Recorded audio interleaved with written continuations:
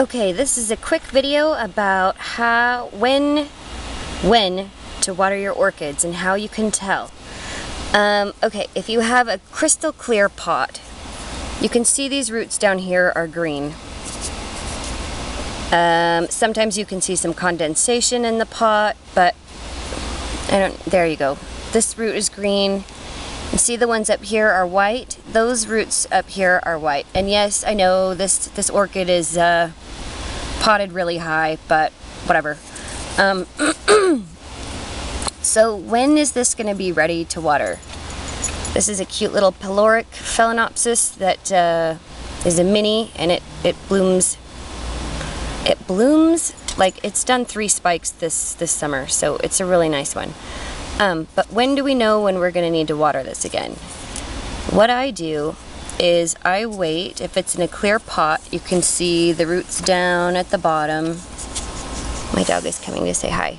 When those turn white again, or in the case of phalaenopsis, I'd say if you want to water them a little, if you want to keep them a little more wet, maybe to like right here can be green, but all the rest of the roots should be white. Also, just maybe you can see that little thing is an actively growing root tip. Those will always be green, or maybe reddish, kind of, it depends. So we're talking about the body of the root. The velamen turns transparent when it's wet, and so you can see the chlorophyll in the root. So if the roots are green, don't water. But what if you can't see the roots? This one, for example, was just recently repotted, and this is also in a coconut. This is in a coconut. This is not going to require as much water as this one. I mean, watering as often. The small one in the smaller pot with the bigger medium is going to need watering more frequently. The one in the larger pot with a more water retentive medium is not going to require watering as often. So lots of times you'll get an orchid in a clearish pot or maybe a dark pot and you can't see the roots. So you can lift it and see how heavy it is. Smaller plants, it's really easy to tell how dry they are by the weight. But the thing that I have relied upon for a long time is the stick. These are shish kebab skewers, and I leave them in the pot all the time. The only reason this one's tied to the spike right now is because I'm sending this off to my grandmother today. But let me get this out of here. I leave this stick in the pot all the time, as close to the center of the pot as I can, because that is the place that's going to dry out the last. So I don't know if you can tell, maybe the end of the stick is wet, the top of the stick isn't. It's hard to see on here, but what you can do is, if you're not sure, just touch the stick to the back of your hand or to your cheek, and if it's cool, then you know the plant doesn't need water yet. They do say phalaenopsis they don't want to dry out hard like cattleyas and dendrobiums, but honestly you can let them do that. Like, you don't want to starve them of water, but I usually let them dry out completely. Like, I wait until the roots on here are white all the way down to the bottom, and then as soon as that happens, I water it again. You don't want them to be dry for a prolonged period of time, but you know, just watch them and see when the roots are white again. You just water it then. And when you water, you want to pour tons of water all over the entire surface of the mix so that it runs out the bottom.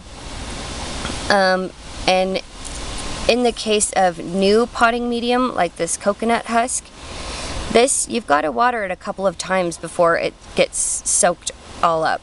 And this also will dry out faster than it will a month from now or 2 months from now. It will start staying wet longer. This is why you can't just put your orchids on a schedule of like once a week, because as the medium, either bark or coconut, starts to break down, it starts to hold water longer. So brand new orchids potted in bark often need to be watered like every day or every 2 days for the first week or so. before it kind of starts to hold some water. So, I don't know, I'll make a more thorough video about watering because I can't remember everything right now. But I just wanted to point that out, and you can't just water them all on the same, like on the same day either, because even if you have 5 of these mini ones and they're all, the only time you'd be able to water all of your orchids on the same day together is if they have the same amount of root system, are in the same medium, and are in the same type of pot. So you can't just water everything all on the same day as your other plants. You gotta get to know when to water which one. Also, yeah, Leroy, that's my dog. Leroy, say hi.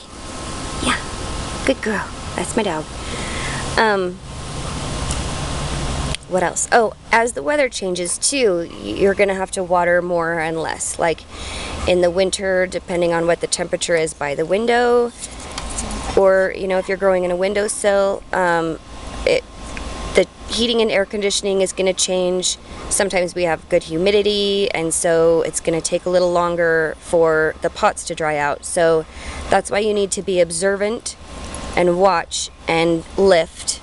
Like this one, when it's wet, it's quite a bit heavier than it is when it's dry.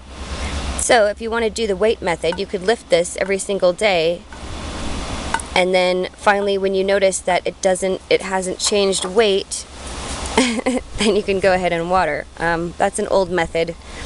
I personally like the stick trick though. Everybody that I've given the stick to, pretty much it works well for them. And one other thing is you want to keep your stick, one stick to a pot. Don't sharpen a pencil, stick it in a pot, sharpen it again and stick it in another pot, because that can transfer disease and virus. So I guess Leroy's gonna sign off for now.